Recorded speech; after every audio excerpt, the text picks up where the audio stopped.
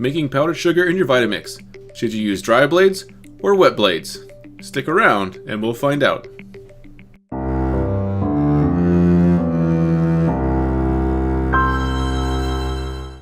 Today we're going to find out which works better for making powdered sugar, dry blades or wet blades. These are dry blades. Notice the extra flat on the blade there.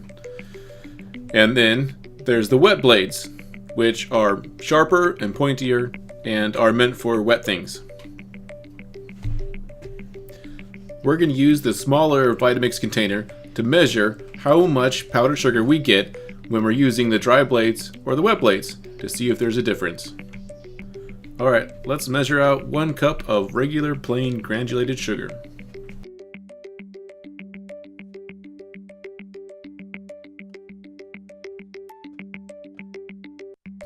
Alright, let's get started.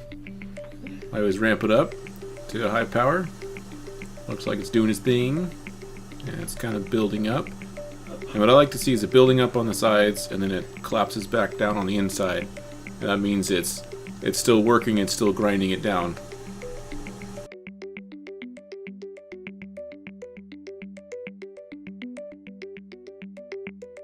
And it's spewing out a bunch of stuff. So at this point, it's done. It's not going to grind anymore.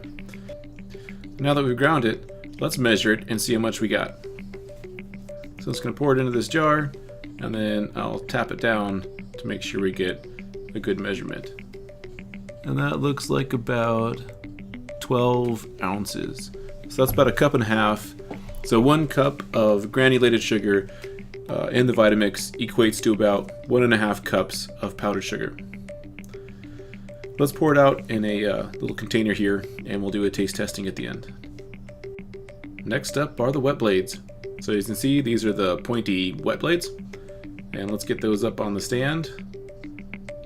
And we'll add our sugar, doing the same 1 cup of granulated white sugar.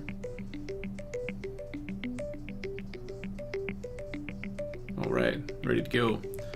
Let's get that started.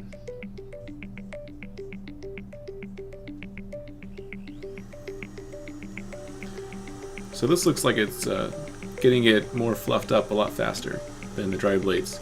Like it's getting more air and pushing it up faster. So we can already tell that there's a difference between the dry blades and the wet blades. And we're going to run this until it sort of stops collapsing in on itself, or it just keeps spewing it up into the inside of the container. Yep, looks like it's stabilized. I think we're done.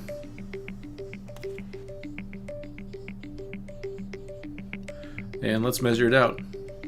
Pour it in there. At this point, I would like to point out it does flow more nicely than the dry blade powdered sugar. So tap it out, and we're looking at roughly, say, 10 to 12 ounces. So it's roughly about 1.5 cups as well. So you get roughly the same amount of powdered sugar from the wet blades as you do from the dry blades. Okay, so let's go through and taste all of these and see which one you like the best. So, confectioner sugar as a control. Looks like that. Looks pretty much identical to everything else. Let's give it a taste. It's very fine. It tastes, I would call it powdery, and maybe a bit dusty. It tastes dusty and sweet, but it's very fine. It's got a great texture. So next up, let's try the dry blade grinds sugar. See how that is. Looks similar.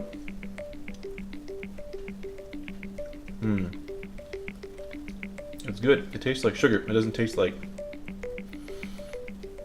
powder. It just tastes like sugar. It tastes nice and fresh. It's got a little bit of grit to it.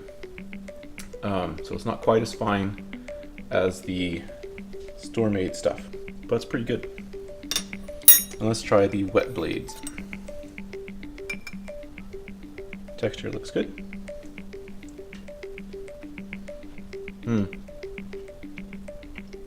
It's more powdery than the dry blades. And the taste is good. It tastes like sugar. Got a bit of a grit to it, but There you go. It tastes good, nice and sweet. So, overall, I would say if you are out of confectioner sugar, you can definitely go ahead and use your Vitamix and make your own powdered sugar. Or if you really don't want to have the if you don't want to have the taste and flavor of the confectioner sugar that's store-bought, make your own, and it'll taste better, it'll taste sweeter. Texture is very similar, and I think will work in your baked goods just as well. Thanks for watching.